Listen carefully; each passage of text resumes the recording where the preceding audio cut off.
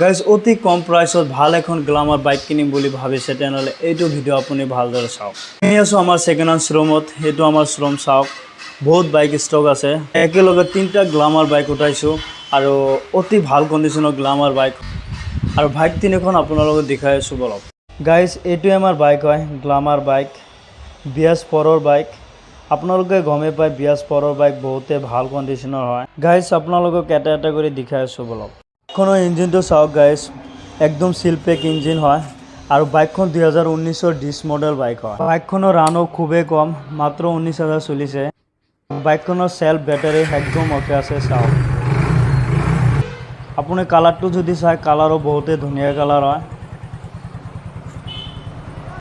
Guys বাইকখনৰ ইঞ্জিনটো বহুতেই ধুনীয়া হয় আৰু বাইকখনৰ মডেল হৈছে 2012ৰ মডেল। 12 মডেল হ'লেও বাইকখনৰ কালাৰটো বহুতেই ধুনীয়া কালাৰ।